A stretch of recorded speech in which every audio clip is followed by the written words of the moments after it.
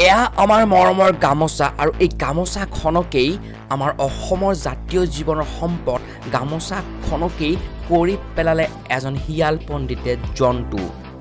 गामोछा ये एक एनिमल है अभिजीत, इट्स एन एनिमल। তোৰ বাপেৰৰ মূৰটো শিকাইছ, ছাত্ৰ ছাত্ৰীক এনেকুৱা জ্ঞান দি আমাৰ অসমৰ গামোচাখন অপমান কৰিছ, লগতে অপৰাধো কৰিছ। আৰু এইজন শিয়াল পণ্ডিতক এনেকুৱাই লাগিছে এইজন শিয়াল পণ্ডিতে হয়তো পৰীক্ষা নিদিয়াকৈ ডিগ্ৰী লাভ কৰিছে। যেনে বাদ দিয়ক, উদাহৰণটো নিদিও দিয়ক।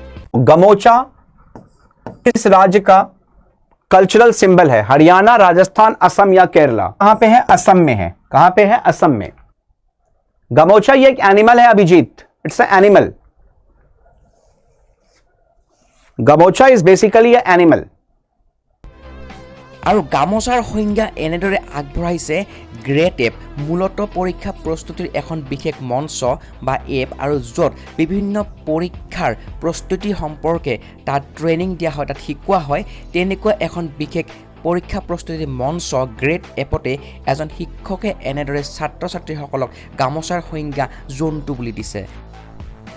আমাৰ অসমৰ অসমীয়া জাতীয় জীৱনৰ চানেকি আমাৰ অসমীয়াৰ স্বাভিমান গামোচাখনক অপমানিত কৰিছে, তেওঁ এটা অপৰাধো কৰিছে।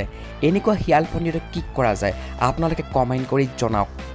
আৰু এটা কথাই ক'ব লাগিব যে গামোচাখনক কেতিয়াবা কোনোবাই দলিয়াই দিছে, গামোচাখনক কেতিয়াবা গামোচা এক বিশেষ কাপোৰ বুলি অপমান কৰা দেখা গৈছে। তেনেকুৱা সময়ত এইজন ব্যক্তিয়ে গামোচাখনক জন্তু বুলিয়ে কোৱা পৰিগণিত হ'ল। আৰু এনেদৰে যদি আমি প্ৰতিবাদ নকৰোঁ তেতিয়াহ'লে এই গামোচাখনক এদিনাখন আন কোনোবাই আৰু বিশেষ ধৰণে সংজ্ঞা আগবঢ়াব। সেইবাবে ইয়াৰ প্ৰতিবাদ কৰক আৰু কি কৰিব লাগে আপুনি কমেণ্ট কৰি মতামত আগবঢ়াওক।